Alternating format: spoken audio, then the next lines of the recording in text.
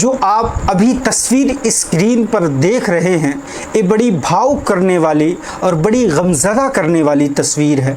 आप देख सकते हैं कि वो भाई है जो अपनी बहन की शादी करने के लिए एक गाय को पाला था और लोन लेकर के पाला था, और उसका इरादा ये था कि मैं इस गाय को बेच करके अपनी बहन की शादी कर सकूंगा। लेकिन ये हुकूमत और सियासतदानों की राजनीति ने ऐसा माहौल पेश किया कि उसी बंगाल की सरजमीन पर गाय को कहा जा रहा था चुनाव से पहले नहीं खाया जाएगा, नहीं काटा जाएगा।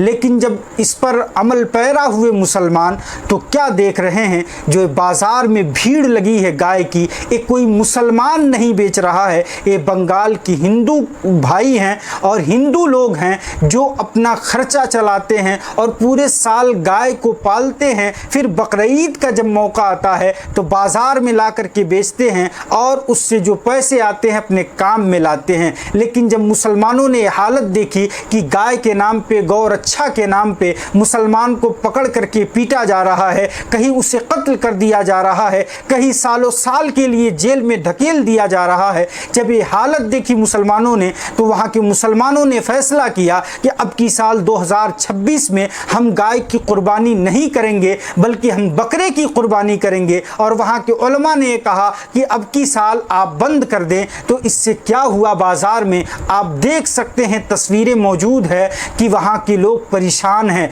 वहाँ के लोग तड़प रहे हैं, बिलक रहे हैं। और कई लोग तो ऐसे हैं जो कह रहे हैं कि हम आत्महत्या कर लेंगे, यानी कि खुदकुशी कर लेंगे और दुनिया में नहीं रहेंगे। हम लोन लेकर के इस गाय को पाले थे, हम कर्जा लेकर के पाले थे ताकि हम इससे बेच करके नफ़ा कमा करके अपनी ज़िंदगी के दिन गुजार सकें। लेकिन ये ऐसा माहौल बनाया गया जिसकी वजह से हमारी गाय, हमारे जानवर नहीं बिक रहे हैं, मुसलमान नहीं खरीद रहा है, तो हमारा काम कैसे चलेगा। याद रखें, यही हालत को देखते हुए मुसलमानों ने फैसला किया कि इस गाय को अब राष्ट्रीय पशु घोषित कर दिया जाए, नेशनल जानवर घोषित कर दिया जाए, ताकि कोई भी बंदा न बेच सके, न खरीदने वाला खरीद सके। बेचने वाला भी पकड़ा जाएगा, खरीदने वाला भी पकड़ा जाएगा। जब ये बात अवाम में आई है तो वहाँ के लोगों ने, और जब ये बात रखी है और धरना दिया है, पोस्टर लेकर के निकालना शुरू किया है, तो वहाँ की हुकूमत ने अपना पासा पलट दिया है।